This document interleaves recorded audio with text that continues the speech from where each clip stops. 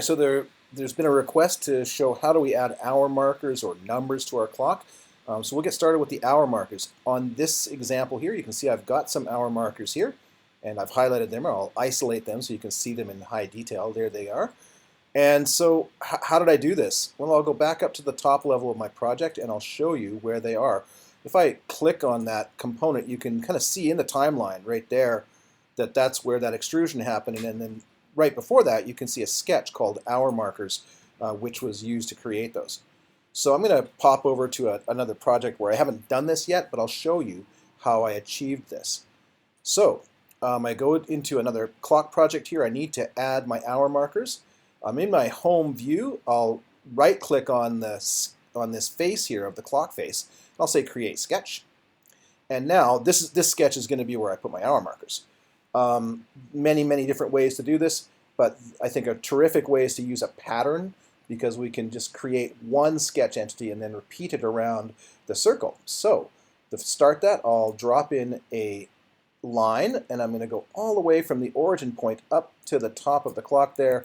I'll escape that, select the line, and then click on construction, or hit X on the keyboard to convert that to a construction line, which will not interfere with the rest of the design. So now I've got that, and I'm going to grab a little center rectangle. I'll tie it in here, and I'll just stretch that out a little bit. It doesn't really matter how big I make it, because I'm going to I'll change those dimensions later. Okay, here we go. So I've got a square there. Not exactly what I want, but I do need to dimension this so that I can lock down that geometry and convert it from blue to black. So to do that, I'll bring up my dimensions, and I will say that I want the center of this to go to the edge there, and I'm going to give that a dimension. That way I can move it up and down as much as I like, and then I'll give a dimension to this, and I'll say that I want that to be 5 millimeters. And then I'll add a dimension between here and here. Oops, I think I need to zoom in a bit here.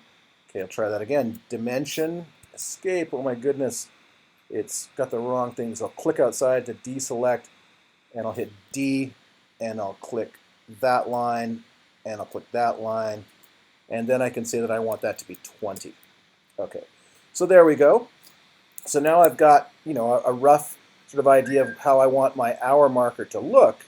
At this point, then I just need to repeat this all the way around my clock so that I've got hour markers for all the hours. To do this, I will create a pattern. So I come down to Pattern, and I'm going to select Circular Pattern. The first thing it's going to ask you to do is select objects, because it wants to know, well, what am I going to pattern? So I select all the sides of this hour marker, and I'm going to get all 4 there. And then I'm going to select a center point. So I click here, and I will, unsurprisingly, select the origin point there. And now it wants to know how many of these things I want. You can either dial this in down here. You can see as I increase the quantity, it starts to add them. Or you can come over here and you can increment them there, or you can even just type them in, which is what I'll do. I'll put in 12, and I want 12 of them. You will notice that they've got tick marks here, so I could actually remove them. If I untick them, then they won't be made. But for now, I want 12, so I'm going to say OK. So at this point, I've created all of my sketch entities for my hour markers. They're all there, and I would now go on and I would do an extrude as you would normally do. So you could invoke the extrude command and then select all the hour markers, and you can either extrude them up or extrude them down. It doesn't matter. If you extrude them up, then you're going to do you'll have to glue them onto the top of your clock face. You can also do a cut through, and I could just remove them. And so if I go into my extrude, I cut all the way through, and for the extent, I'll say 2 objects, and I'll go to the back of the clock. I'll flip it over there and then click the back of the clock. That way it'll cut all the way through. It assumes you want a cut operation. Best practice, I'll check my objects to cut. I'm only going to, cut the clock face, which is what I want in this case, and I'll say OK. And there you go. Those are the hours. You could do the opposite again by extruding up and then adding the other bits if you want. To do that, I would simply change the extrude here. I'd say Edit Feature, and instead of cutting it, I would say New Body, and I'd pull it up and then give it a distance, and the distance would be thickness.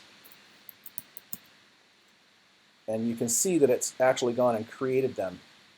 They're there in place, and if I said, as long as I say new body, it'll create a new body, and it's got it there. Boom, it's done it, and I'm okay. To find that body, it's probably in here somewhere. There they all are, inside of the clock face. It's in the bodies folder, so they're there. That's the first one is the body of the clock face. If I click it and I orbit up, you can see that none of the hour things are selected. And then these guys are all the individual little guys. All right, so that's a couple of methods that we can use to create the hour markers.